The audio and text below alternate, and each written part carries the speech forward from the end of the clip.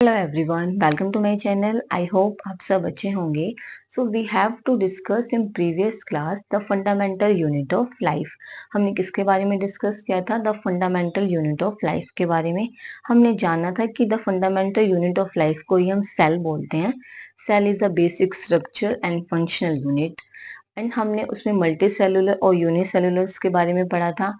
और हमने क्या डिस्कस किया था? उसमें वेरियस टाइप ऑफ सेल्स के बारे में पढ़ा था। Now I will discuss in this class structure of plant cells and animal cells.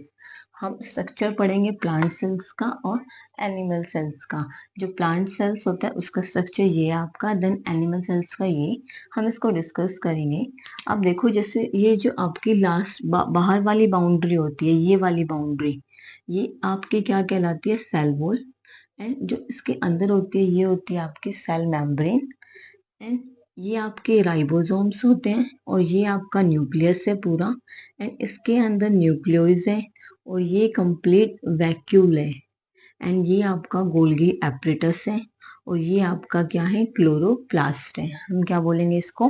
Chloroplast. And यहाँ पे आपका माइटोकॉन्ड्रिया है।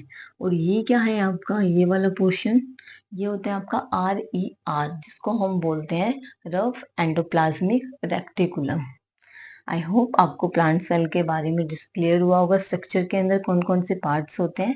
नेक्स्ट है आपका एनिमल सेल्स। एनिमल सेल्स के अंदर जो सेल वॉल होती है वो एब्सेंट होती है और प्लांट सेल्स के अंदर प्रेजेंट होती है। इसकी जो बाहर वाली कवरिंग होती है सारी किससे बनी होती है? प्लाज्मा मेम्ब्रेन से। ये जो कवरिंग है ये सारी किससे बनी है? प्लाज्मा मेम्ब्रेन से। एंड ये आपका यहाँ पे सेंट्रोइल है और ये माइटोकॉन्ड्रिया। एंड ये वाला पार्ट न्यूक्लियस और ये क्या है? न्यूक्लियस, सॉरी, ये आपका न्यूक्लियर मेम्ब्रेन है। एंड यहाँ पे आपका न्यूक्लियस है। न्यूक्लियर मेम्ब्रेन कहाँ है? ये वाला पार्ट। और अंदर आपका क्या है? न्यूक्लियस है। एंड यहाँ पे ये क्या है आपका? Smooth endoplasmic reticulum. ये इधर आपकी गोल्गी बॉडी है एंड ये आपका सेंट्रोइल है। अब हम डिस्कस करेंगे कि इनके फंक्शंस क्या हैं, इनके पार्ट्स के, ये कैसे रोल करते हैं स्ट्रक्चर्स के अंदर।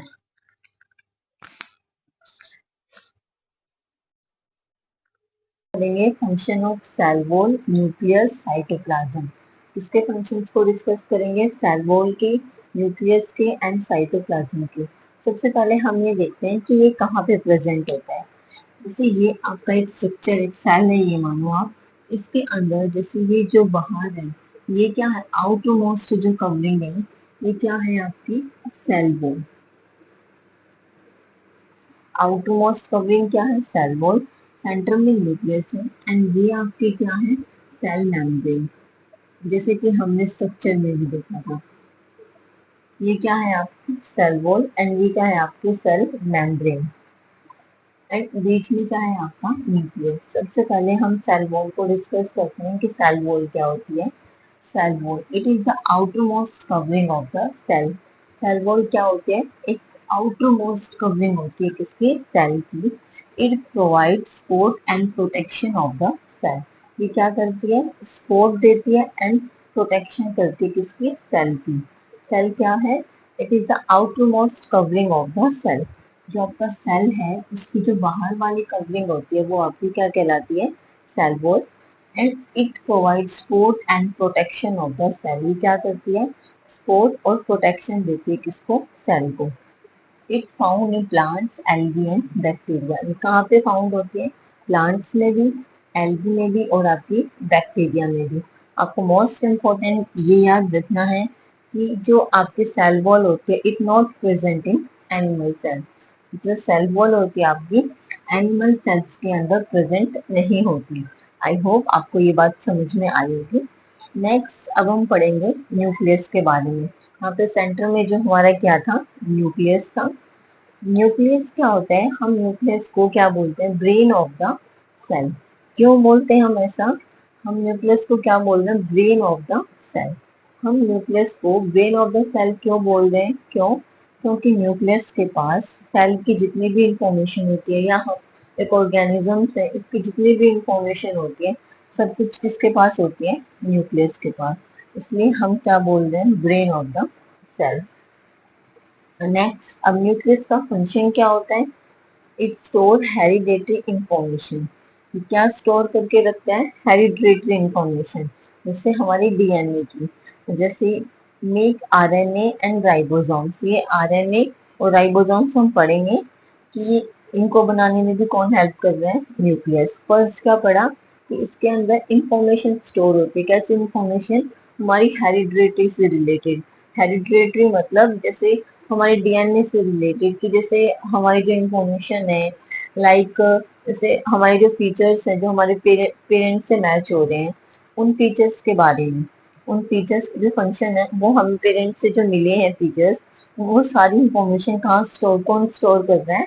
Nucleus. Make RNA and ribosomes, RNA और राइबोसोम्स बनाने में भी हेल्प कर रहा है। इट कंटेन क्रोमोसोम, इसके अंदर क्या कंटेन होते हैं? क्रोमोसोम। अब क्रोमोसोम क्या होता है?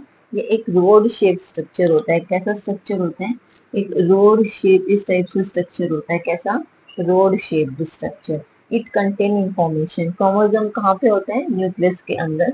ये भी क्या काम करता है? ये इंफॉर्मेशन कंटेन करने का काम करता है। From inherent features from their parents, जो पेरेंट्स से हमें फीचर्स मिले हैं, जैसे किसी की अपनी आईज मैच करती है अपने पेरेंट्स से, किसी के कोई भी मतलब पार्ट्स बॉडी से मैच कर रहा है, तो सारे कैरेक्टर्स कहाँ से मिल रहे हैं? वो हमें क्रोमोसोम क्या करता है? इंफॉर्मेशन कंटेन करता है, information from inheritance feature from their parents to next generation. जो नेक्स्ट जनरेशन होती है उसमें जो फीचर्स होते हैं वो उसको कौन स्टोर करके रख रहा है? क्रोमोसोम। उसके पास इंफॉर्मेशन स्टोर होती है।